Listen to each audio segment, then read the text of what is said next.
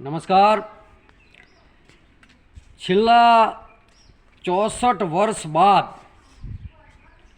ગુજરાતની અંદર કોંગ્રેસનું રાષ્ટ્રીય અધિવેશન થવા જઈ રહ્યું છે, ત્યારે ખેડા જિલ્લા કોંગ્રેસ પાર્ટીના પ્રવક્તા તરીકે હું દિલીપ ગઢવી સૌ પાર્ટી કાર્યકર્તાઓને, સૌ નેતાઓને અને કોંગ્રેસ પાર્ટીને અભિનંદન આપું છું, હાર્દિક વધાઈ આપું છું. અને આ અધિવેશન ખૂબ સારી એવી રીતે સફળ થાય એના માટે શુભ સંદેશ અને શુભકામના પાઠવું છું અને ઈશ્વરને પ્રાર્થના કરું છું કે કોંગ્રેસ પાર્ટીનો ખૂબ વિકાસ થાય અને 2027ની અંદર કોંગ્રેસ પાર્ટીની ગુજરાતની અંદર સરકાર બને. મિત્રો, આજે ઘણા સમયથી એટલે કે છેલ્લા 30 વર્ષથી ગુજરાતની અંદર કોંગ્રેસ પાર્ટી સત્તાથી બહાર છે અને કેન્દ્રની અંદર પણ એક દાયકાથી 10 વર્ષોથી સત્તાથી બહાર છે. ત્યારે કોંગ્રેસ પાર્ટી અનેક વખત મહામંથનો કર્યા છે, હારના કારણોનું જે મંથન કરે છે, પરંતુ મંથન કર્યા બાદ એનું જે પગલાં લેવાવા જોઈએ એ લેવાય છે ખરા? ત્યારે આજે એક પાર્ટીના પ્રવક્તા તરીકે પાર્ટીના હિત માટે આજે મારે એક વિચાર રજૂ કરવો છે.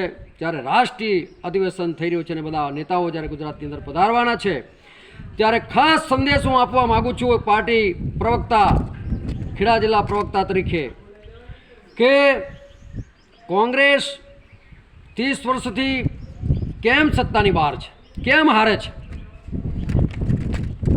આજે જે હું વિચાર રજૂ કરવા જઈ રહ્યો છું મારો પોતાનો નથી, પરંતુ જનતાની વચ્ચે હું રહું છું, એ જનતાની લાગણી હું રજૂ કરવા જઈ રહ્યો છું.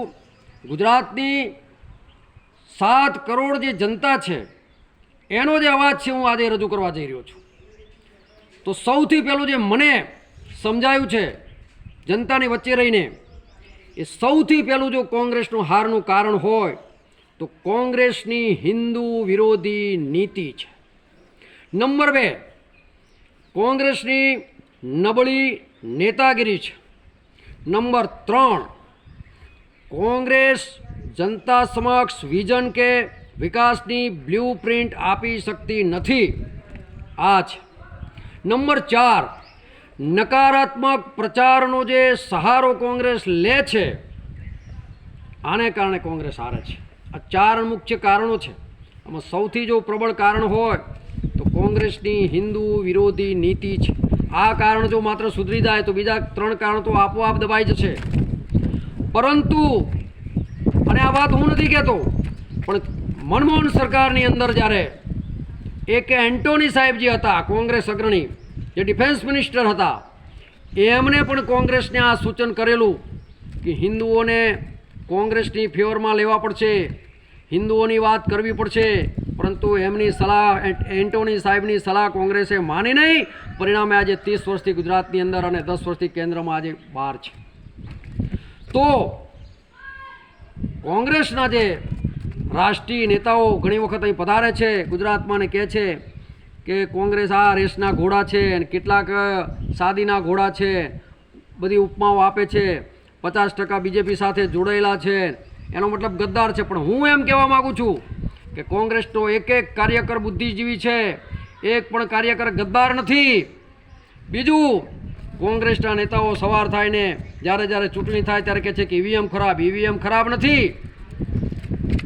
બીજું એક પ્રચાર કોંગ્રેસના નેતાઓ કરે છે કે ભાજપવાળાઓ ભ્રમિત જનતાને કરે છે અને ભ્રમિત જનતા થઈ જાય છે. ગુજરાતની જનતા શાણી છે, ગુજરાતની જનતા સમજુ છે, ગુજરાતની જનતા ઇન્ટેલિજન્ટ છે. એ કોઈની ભ્રમણામાં આવી ન શકે, કોઈની વાત માની ન શકે. જનતાએ સુધરવાની જરૂર નથી, કોંગ્રેસના નેતાઓએ સુધરવાની જરૂર છે. મિત્રો, જે જનતાએ મુગલોની સામે અવાજ ઉઠાવ્યો, મુગલો સામે જે જનતા લડી, મુગલોને ઘર ભેગા કરી દીધા, જે જનતા અંગ્રેજો સામે લડી, અંગ્રેજોને ઘર ભેગા કરી દીધા, એ જનતા શું ભાજપની ખોટી વાતોમાં આવી શકે ખરી? ભાજપની કોઈ ભ્રમજાળમાં આવી શકે ખરી? કોઈ ખોટી વાતોમાં ફસાય ખરી? એવું નથી મિત્રો. તો ક્યાંક ને ક્યાંક કોંગ્રેસના નેતાઓએ પોતાની ગિરેબાનમાં ઝાંકવાની જરૂર છે. મેં જેમ કીધું, હિન્દુ વિરોધી નીતિ જે છે એ કોંગ્રેસ પર એટલી હદે હાવી થઈ ગઈ છે કે કોંગ્રેસને બીજું દેખાતું જ નથી. પરિણામે આજે સત્તાથી બહાર છે.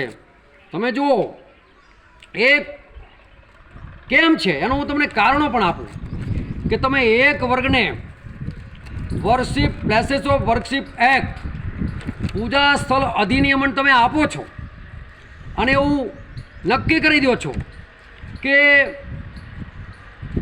જે કંઈ મીર બાકીએ કોઈ મંદિરો તોડ્યા હોય, અકબરે તોડ્યા હોય, બાબરે તોડ્યા હોય, ઔરંગઝેબે તોડ્યા હોય, હવે એની સામે કંઈ પણ કરવાનું નહીં, એની સામે કોર્ટમાં પણ જવાય નહીં. એક બાજુ તમે એક વર્ગને તમે આવો એક આપી દો છો અને બીજા વર્ગને તમે 1954ની અંદર વકફ બોર્ડ બનાવીને કહી દો છો કે વકફ બોર્ડ જિસકો છૂ લે વો મિલકત ઉનકી હો જાય. માનો કે મારા ખેતરમાં આવીને રાડું રોપી દે વકફ બોર્ડ, એ ખેતર એનું.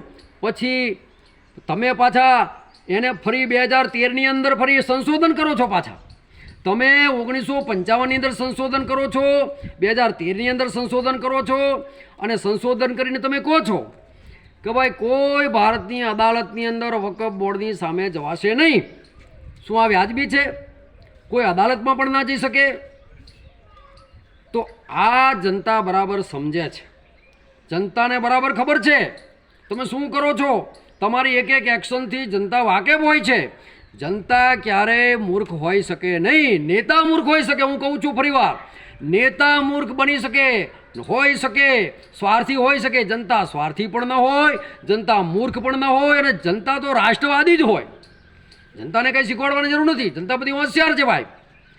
તો ક્યાંક ને ક્યાંક નેતાઓએ અને કોંગ્રેસ પાર્ટીએ સુધરવાની જરૂર છે. જનતા ક્યારેય નહીં બદલાય, નેતાઓએ બદલવાની જરૂર છે, પાર્ટીએ બદલવાની જરૂર છે.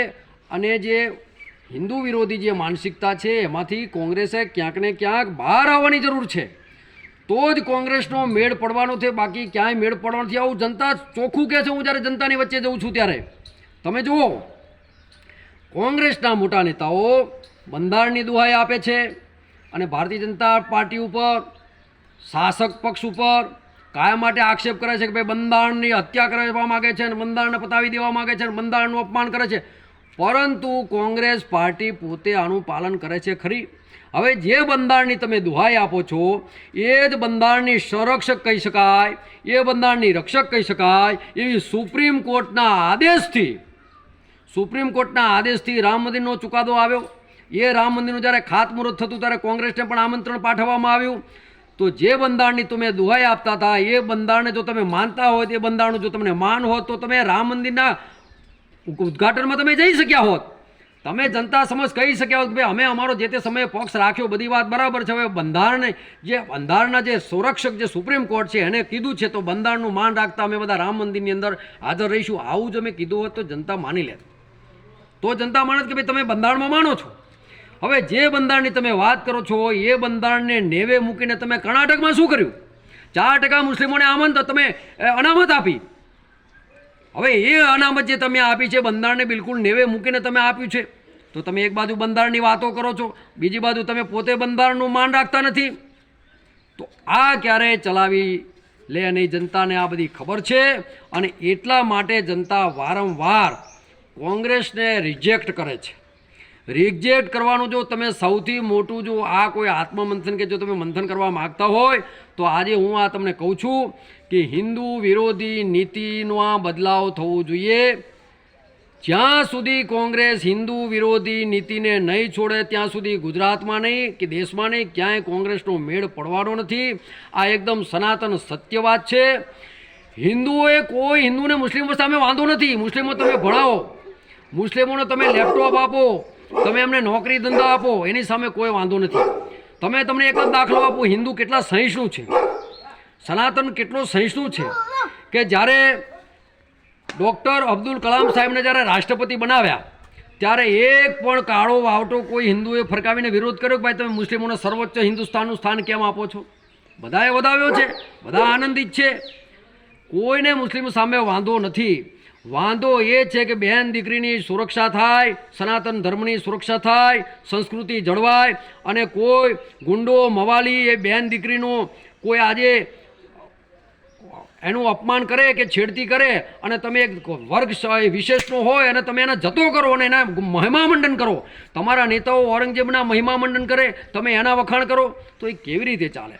મેં મુદતની સભામાં જ્યારે અમારા પ્રદેશ નેતાઓ પણ હાજર હતા, મેં કીધું હતું કે ભાઈ કોંગ્રેસના નેતાઓ મહારાણા પ્રતાપની જન્મજયંતિમાં ક્યાંય કેમ દેખાતા નથી, છત્રપતિ શિવાજીની જન્મજયંતિમાં કેમ દેખાતા નથી, રાણી લક્ષ્મીબાઈ કે જેને આઝાદીની લડતના મંડાણની શરૂઆત કરી હતી, મેં તો કીધું હતું કે ક્ષત્રિયો આવા જે નરબંકાઓ જે વીર વિરાંગનાઓ છે ક્ષત્રિયો કે જેમને હું સમાજની વાત નથી કરતો, સમાજની વાત એક બાજુ જવા દો, હું એમ કહું છું કે દેશ માટે તો ક્ષત્રિયો માથા આપ્યા એ તો એક હકીકત છે ને, ઐતિહાસિક હકીકત છે, ઇતિહાસને તમે બદલી ન શકો.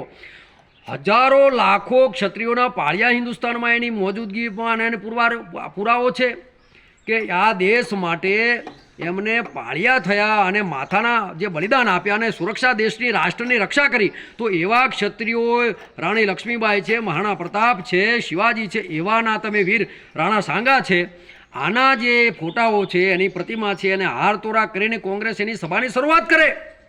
પછી જુઓ જનતાનો તમે મિજાજ જુઓ તમે, પરંતુ તમે જે મુદ્દા આપો છો એ બિલકુલ કોઈને, અને તમે માત્ર ને માત્ર તમારી લીટીને તમે બીજાની લીટીને તમે ભૂસીને તમારી લીટી મોટી ના કરી શકો. તમે સવાર થાય ને નરેન્દ્રભાઈને ગાળો આપવાની ચાલુ કરો, કોંગ્રેસના નેતાઓ સવાર થાય ને બધી પાર્ટીઓ સપા બસપા બધી પાર્ટીઓ નરેન્દ્રભાઈ આમ કર્યું. અરે ભાઈ તમે મને એ બતાવો કે નરેન્દ્રભાઈએ 2014 પછી આવ્યા, લોકસભાની અંદર એક એવો કાનૂન બતાવો કે જે ભારતીય સંસ્કૃતિનો વિરોધી હોય કે જનતાનો વિરોધી હોય, એક પણ કાનૂન તમે મને બતાવો પછી તમે વાત કરો. એક પણ એવો કાનૂન નરેન્દ્રભાઈએ બનાવ્યો નથી કે જે જનતાની વિરુદ્ધનો હોય. પછી તમે નરેન્દ્રભાઈ માત્ર ગાળો આપવાથી કંઈ જનતા તમને વોટ આપે ખરી? જનતા તમને શા માટે વોટ આપે? તમે બ્લુ પ્રિન્ટ તો આપી શકતા નથી કે ભાઈ અમે આવીશું તો આ કરીશું, અમે આવીશું તો આ રીતે ભાવ ઘટાડો કરીશું, અમે આવીશું તો આ સુધારા. તમે માત્ર ને માત્ર તુષ્ટિકરણની વાતો કરો છો, એનાથી કંઈ પાર્ટીનું પણ ભલું નથી થવાનું અને દેશની જનતાનું પણ નથી થવાનું અને દેશનું પણ ભલું નથી થવાનું. માટે મારે બે હાથ જોડીને વિનંતી છે એક પ્રવક્તા તરીકે કોંગ્રેસના કે નેતાઓ આ વાતને બરાબર સમજે અને હિન્દુ વિરોધી નીતિને છોડે તો કોંગ્રેસની સરકાર 100% 2027માં બનશે. એમાં કોઈ બે મત નથી. જય શ્રી રામ, ભારત માતા કી જય.